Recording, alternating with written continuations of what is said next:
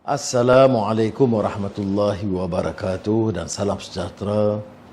Diiringi doa kepada Allah SWT, mudah-mudahan kita dilindungi dari keselamatan dan bencana yang terus-menerus melanda negara kita.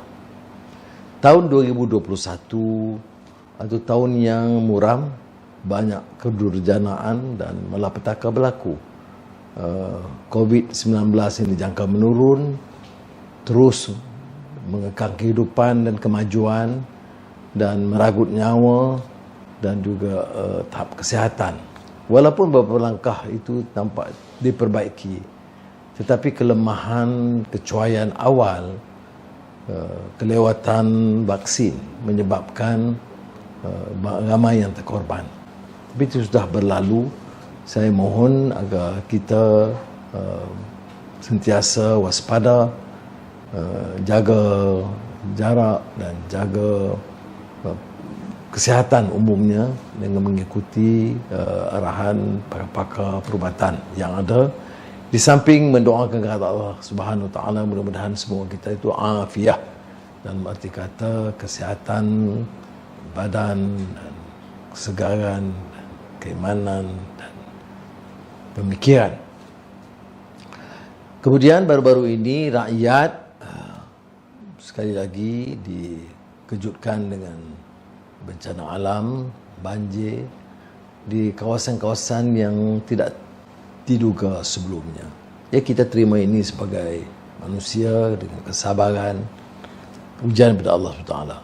Yang kita pertikai adalah pimpinan negara, pimpinan politik yang cuai dalam memikul amanah. Sehingga sekarang bangkit soal mengapa tidak diserah kepada tentera dan polis dan bomba dari awal. Mengapa berlaku kelewatan sehingga meragut nyawa dan adalah kesusahan yang besar. Itu pun sampai sekarang masih lagi pemimpin-pemimpin dengan protokol, dengan adegan wayang-wayang dan drama. Kita tak suruh menteri pergi cuci selut dan sampah, ya. Kita faham. Tapi kalau dijalankan tugas dia, salurkan bantuan, luluskan peruntukan, pastikan semua agensi kerajaan itu bertindak pantas menjaga. Itu tugas menteri, ya. Tak perlu dengan wayang-wayang menarik. Jadi itu yang menyebabkan sampai sekarang, ya, berlaku pelbagai kepincangan. Kedudukan Majlis Keselamatan Negeri Selangor terombang-ambing, dan sekarang mantan Ketua Polis Negara mengatakan patut diserahkan. Memang betul, kalau pengalaman saya dalam kerajaan dulu, bila ada bencana atau malapetaka begini, dia tidak ada keupayaan. Orang politik itu memberikan pengarahan, persetujuan, dan tentera dan polis mengambil alih. Ramai yang dalam media sosial juga menegur dan mengkritik tentera. Saya tidak bersetuju, ya. Saya ada pengalaman di Seri Muda, naik lori tentera dan menuju ke tempat kawasan flat B40 atau kalangan miskin. Dan saya lihat tentera itu bekerja bertungkus lumus untuk menyelesaikan tanggungjawab dia. Jadi kalau dia ada arahan awal, dia datang awal. Karena tentera tidak boleh masuk sewenang-wenang dalam kawasan tanpa mengikuti pengarahan dan keputusan Majlis Keselamatan Negara yang dipengusikan oleh Perdana Menteri. Begitu juga saya lihat umpamanya semangat rakyat itu luar biasa. Di masjid, di surau, dibawa jamaah orang Islam dan bukan Islam dalam pertimbangan kemanusiaan. Saya pergi ke Gurdwara Sikh, begitu juga menyediakan makanan untuk puluhan ribu rakyat daripada semua kaum dan agama. Ada Chunsi, kumpulan dari China, dari Ipoh, 3,000 sukarelawan turun, puluhan ribu mahasiswa. Tidak semua punya kemahiran dan kepakaran media sosial. Saya lihat dari parti juga, ya, pelbagai pertubuhan politik juga, ya, anak-anak di keadilan, ya, yang turun membantu.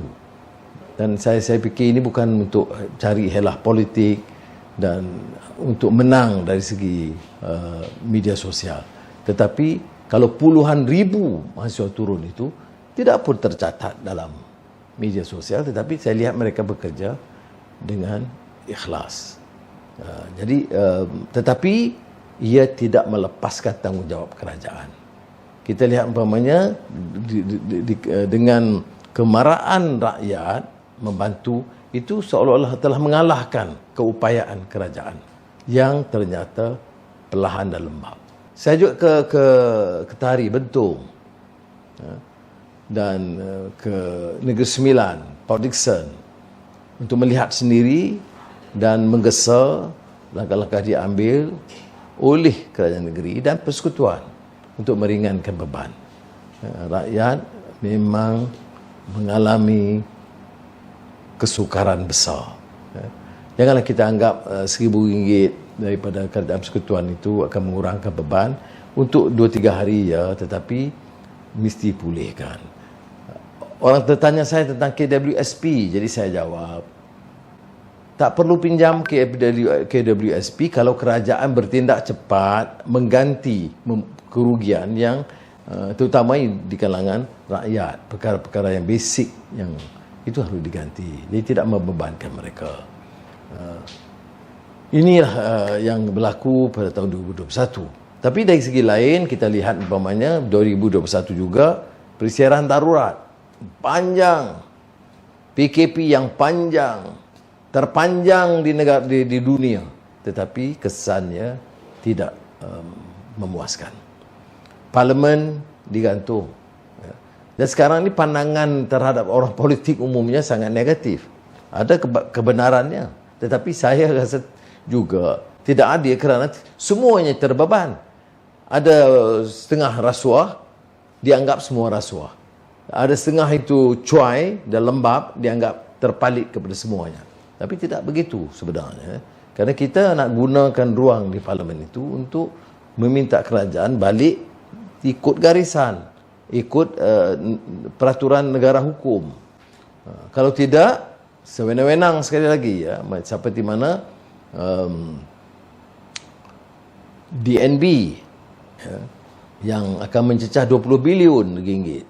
Sekarang ini belanja sesuka hati dan kita bimbang mengulangi masalah yang dihadapi oleh negara dengan hutang piutang lebih dari 30 bilion ringgit sekarang, 1MDB dan sekarang DNB. Masa saya mula keluarkan kisah 1MDB 2012, 2010 begitu, ya, itu ramai yang mengecam. Tidak ada alasan, tidak munasabah. Dan masa kempen 2013 tu semua jadi belah sana. Tetapi 3 tahun kemudian mula hebah. Dan sekarang kita lihat bagaimana kecelaruan dan kerugian kepada negara, bukan pada orang yang merancang. DNB pun begitu kalau kita tidak waspada daripada sekarang. Jadi kita harap 2022 ini tentu kita mendoakan yang lebih baik. Tapi kita jangan harus patah hati, ya, ataupun rasa lemah. Ya. Kita insya-Allah kita dapat harungi, kerana kadang-kadang Allah mengizinkan dalam keadaan keributan ini akan bangkit rakyat, menyelamatkan negara kita, ya, terutama kalangan miskin. COVID-19, siapakah yang paling terkesan? Golongan miskin. Banjir, memang banyak kategori terkesan, tetapi yang kalau saya lihat umpamanya di Selangor, di Pahang, di Negeri Sembilan, yang paling ramai terkesan itu golongan miskin. Bila kita lihat masalah banjir, ya, ada sependapat mengatakan ya dari ujian dari Allah Taala. Ini kita work of nature, ya. Ada kebenarannya. Tapi kalau kita lihat pembalakan dan pengaliran air deras dari bukit, dulu di Jerai, kemudian di Pahang, kemudian di Jelebu. Ini semua ada kaitan dengan fasad dan ketamakan manusia. Sebab itu, masa di Pahang, saya katakan syarikat bala ini juga harus memikul sebahagian tanggungjawab meringankan beban rakyat. Dan ini ada kaitan dengan perubahan alam sekitar atau persekitaran yang kadang-kadang dinafikan. Oh, tak ada kesan. Tak betul. Dia pertama, bila kita membawa kerusakan kepada bumi, maka hukum alam itu menyebabkan malapetaka menimpa kita. Yang kedua, soal infrastruktur. Kadang parit tak dikorek, sungai tak didalami, benteng tak dibuat. Kita nak selamatkan wang, kadang kita wang tidak cukup. Tetapi akibatnya sekarang bilion ringgit rugi kerana kecuaian kita. Itu harus memberikan peringatan kepada kita. Masa depan ini juga ditentukan oleh anak muda. Dan seperti mana saya tekankan secara tuntas, yang punyai kegigihan, semangat, idealisme, kerana muda bukan sahaja pada umurnya, tetapi kepada cita-citanya, kepada keinginan membuat perubahan yang baik, bukan untuk bersekongkol dengan yang korup atau yang rasuah dan yang menyeleweng, ataupun hidup dengan penuh kemunafikan dan kepura-puraan, tetapi muda yang punyai semangat yang kental, seperti mana yang selalu ditekankan oleh para duat, apa yang digesa dalam Al-Quran, innahum fityatun amanu bi rabbihim wa zidnahum huda. Jadi ini anak muda yang punyai keyakinan, terpancar daripada keikhlasan mereka bawa perubahan. Mereka dulu menampilkan semangat perubahan itu dan menyelamatkan. Jadi bila kita berhasil dengan undi 18, tidak ada makna kalau anak muda yang punya semangat dan kekuatan ini tidak bangkit memanfaatkan peluang yang ada untuk menuntut perubahan. Bersama dengan ibu bapa mereka, sahabat anda mereka, abang kakak mereka. Jadi akhirul kalam, yang kita bicarakan soal COVID-19, banjir, DNB, undi 18, terkait dengan tatanan negara, tata kelola kerajaan. Ini soal governance. Maka tanggungjawab kita itu memastikan pentadbiran itu baik, benci dengan rasuah dan penyelewengan, menolak keangkuhan dan salah guna kuasa. Kalau tidak ada kesedaran, pencerahan dalam bidang ini, kita masih akan terus mengekalkan yang lama. Jadi oleh demikian, harapan kita untuk 2022 adalah kebangkitan rakyat yang menuntut perubahan, bermula daripada menyelamatkan diri, keluarga dan masyarakat kita kepada suatu perubahan sistem negara yang boleh menjamin keselesaan rakyat. Terima kasih. Wassalamualaikum warahmatullahi wabarakatuh.